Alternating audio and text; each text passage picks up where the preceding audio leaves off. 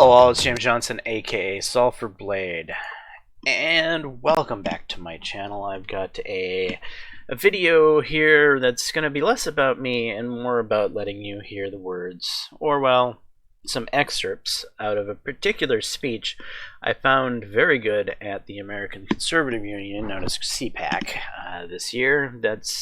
You can find these videos on YouTube. As far as I know, YouTube hasn't taken them down or censored them. They're still there.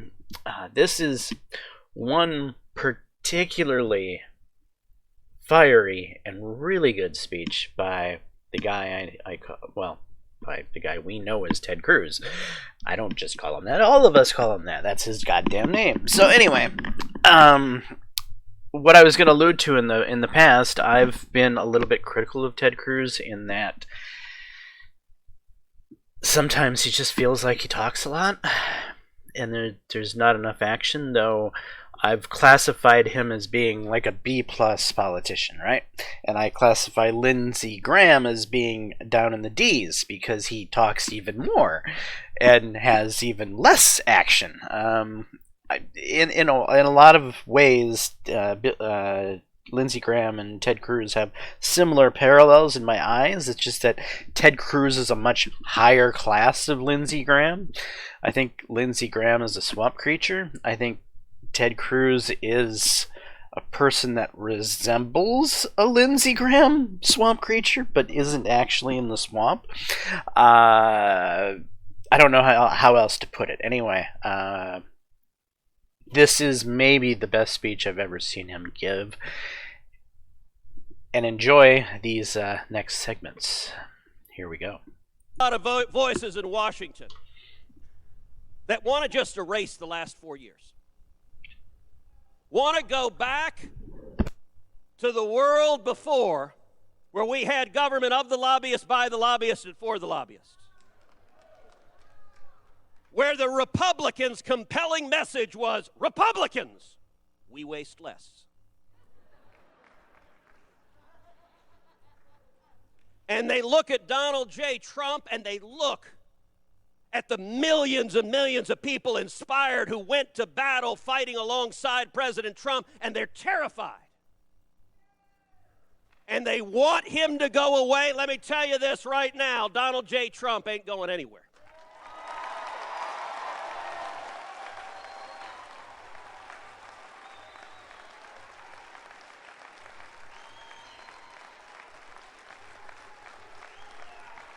And the Republican Party is not the party just of the country clubs. The Republican Party is the party of steel workers and construction workers and pipeline workers and taxi cab drivers and cops and firefighters and waiters and waitresses and the men and women with calluses on their hands who are working for this country. That is our party, and these deplorables are here to stay. So I can't say enough good things about that particular excerpt of this speech. One, Ted Cruz is strongly hitching his wagon to Donald J. Trump, which is important. It's important that the biggest faces in the Republican Party are in solidarity. Seeing Ted Cruz being on the same wavelength with Donald J. Trump is immensely important for Republicans, because we need to be of one mind, at least politically, going forward if we're going to beat the Democrats. Democrats are the fucking Borg people, right? They're the people who are a literal fucking hive mind. So we need some portion of solidarity if we're going to crush them. However, Democrats have been making a lot of bad moves. They are literally alienating huge swaths of the populace through head-scratching, completely moronic policy that makes you say, what the fuck are they doing? And Ted Cruz has just capitalized on that. That was a beautiful way to encapsulate the fact that the Republican Party is now the party of the people. For years and years and years, that was the Democrat mantle. That was the Democrats. They always said they were the people for the working class. And that's just not the reality of where we are anymore. The Democrats are the party of the coastal elite, big business, billionaires, the swamp, the system, the establishment, whatever you call it. The richest people in this country are in control of the Democratic Party. And they're using it to push their business interests, to make big business even a larger monopoly over small business. They're using it to put as many small businesses as they possibly can out of business so that they and their friends can be richer. And in doing so that they can be far more powerful and they can keep their thumbs on the scales and keep the majority of us down because we're just the peasantry. They're trying to return us to some sort of fucking monarchy. It's like a corporatist feudal state that we're venturing into. And that's just not America. That's not what we are. And thank God we have the Republican Party here that's willing. If you are not aware, the Republican Party has changed a lot over the past 20 years. The Republican Party isn't, well, I shouldn't say isn't anything like what it was 20 years ago. It still has a lot of the main key principles, but it's shifted far more in the direction of the normal American person. The Republican Party is not the party of big business anymore. It's gone a long way away from that. It is the party of the little guy. And Ted Cruz hit that message home. Now, let's see how he ends this speech, shall we? I'm just going to skip about 52 minutes, or 52 seconds. Here we go.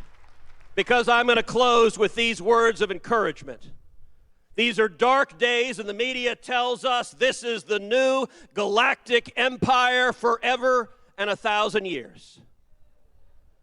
But already Joe Biden and the radicals in his administration, they are already overshooting. They are already going too far. Their policies don't work. They are disasters. They are bad. They are destroying jobs. They are stripping our freedom. And there is a natural pendulum to politics. And the country will come back to sanity. And mark my words, 2022 is going to be a fantastic election year. And so is 2024 as we stand together and defend liberty, defend the Constitution, defend the Bill of Rights of every American. In the immortal words of William Wallace, freedom!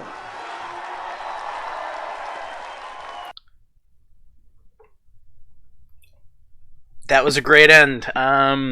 You could see real passion. It wasn't sure there's a certain amount of showmanship going on stage. There's no doubt about that. But it was genuine. You could see that it wasn't being made up. He really believes the words that he's speaking, and I think that's why it resonates so much. Great job, Ted Cruz. Way to hit the message home. Now, I want to add to this message, right? The Democrats have certainly overplayed their hand. And there's certainly large segments of this country that are waking up to that fact. The events that have unfolded from the coronavirus, which was an event that has led to these things, right? The coronavirus the sheep were still blind with the coronavirus, right? They happily went along with the coronavirus restrictions in the name of the public good, in the name of safety. It's easy to get sheep to go along when it's about safety. Well, then the election came along. And then we had, quote-unquote, voter irregularities. I have to be careful what I say here, because YouTube has policies. And with these policies, they will broadly, with the stroke of a pen, wipe out my video. And I don't want this particular video to be wiped out, because I think this is an excellent video. Though, if they wipe out my video, you can just go see the actual speech given by Ted Cruz. So I guess my video is not as important, because really what he said is the more important thing. But I'm just kind of adding on to that, right? Anyway, stop muttering here and get to my point. So my point is that Democrats are overplaying their hand. They started with coronavirus, which wasn't quite an overplay yet. The sheep couldn't see through it. Then it went into the election interference, and the sheep still believe that, this was the most secure election ever. And you're not going to get through to them on that. But then the executive orders came from Joe Biden, where people started losing their jobs left and right. The same people who elected Joe Biden are now sitting around without any jobs. We're seeing the strange corporatist policies that Joe Biden's putting in place in the name of the Green New Deal. We're seeing that we were going back to bombing Syria. Yeah, if you're not aware, we're already back in Syria, bombing Syria. And why are we bombing Syria? Because global politics. Europe wants cheaper energy prices. This is the real reason we're bombing Syria. It has nothing to do with anything the news will try to portray to you. The news will attempt to tell you that it's Iranian-backed militias that we needed to bomb because we are looking out for American interests in the Middle East that are being threatened by the bad guys in Iran. No. That's a fucking smokescreen.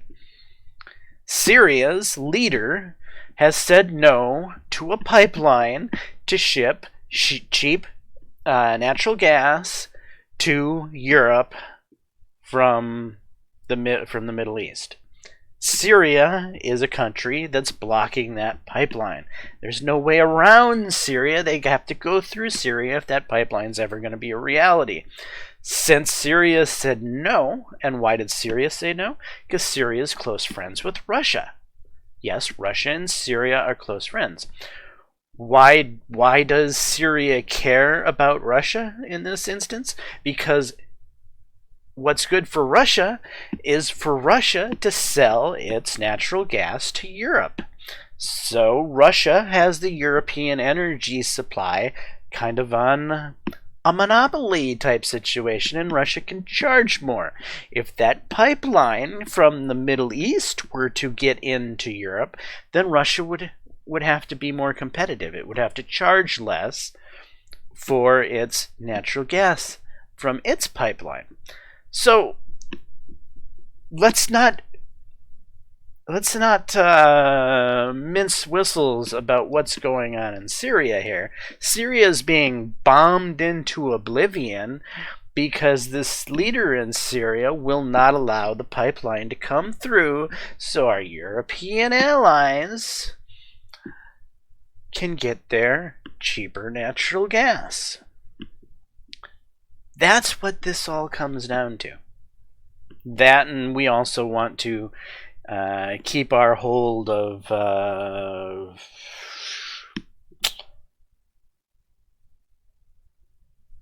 how do I put this? We have interests in the Middle East for sure.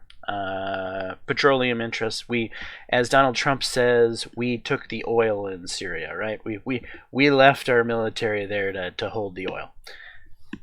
And in fact, we did. And why would we do that?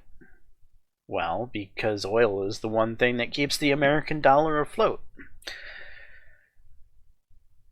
We are so far in debt that most Americans just have accepted the fact we're so far in debt that we're never going to be out of debt. But that doesn't mean we can just continue to print money, right? It doesn't mean we can just continue to do these bizarre coronavirus bailouts where we just keep going farther and farther in debt. This Green New Deal fiasco that Biden's trying to push is more than the actual gross domestic product of our country. And let's be frank, the United States has a goddamn really big GDP. It's got the largest GDP in the entire fucking world. But we, as a government, want to spend more than our entire country makes in the course of a year. That's not good business. Especially when you're already 3 mortgages into a house loan that the bank is trying to foreclose on. You know, that's where the U.S. is. We're 3 mortgages into a house that the bank is attempting to foreclose on, and we're wanting to take out another loan that's more than we're going to make in the entirety of an entire year? No, not smart idea. Pretty dumb. But anyway, that's all kinds of other politics. The point is, Democrats are crudely overplaying their hand. Americans are waking up all over the place. A larger segment of working class America is waking up to the fact that the Republican Party is their party. And so Ted Cruz is right. In 2022, barring any election irregularities, it's going to be a great year for the Republican Party. And again, in 2024 is going to be another great year for the Republican Party, barring any election irregularities. Excuse me. I don't know where my mind is. Anyway, and the final thing I have to say about that is don't be a Georgian. What is that supposed to mean? So there was a very stupid thought process. Though I can understand the thought process, I can understand the bizarre ideas going on behind it. To ignore your civic responsibility because you automatically assume your civic responsibility to vote is not going to count because of election irregularities, like we did in the Georgia recount, where numerous conservatives failed to show up at the polls to vote because they just automatically assumed their vote would not matter. No, people, you cannot behave that way. You have to go vote. If for the very least you force that other party to have to implement their election shenanigans. Because if we don't win straight out, and there are election irregularities, then at least make them do it, so that at least they might possibly screw up and might get caught. Either we make them cheat, and they get caught while cheating red-handed, or we sit home and they don't even have to cheat. They can win without cheating. No, at least make them cheat. At least make them have to hide and not get caught. And you never know. There might be a chance that they may not think that senatorial race is worth cheating over. That could be very likely. How often can you continue to try to push your luck? At some point, the walls are gonna cave in on you. The more you attempt to push your luck, the more likely you're gonna land on a whammy and not get any big bucks. Anyway, I'm James Johnson, aka Sulfur Blade. This is my content. Hopefully you're enjoying it. If so, please leave a like and subscribe. And until the next time, all, peace.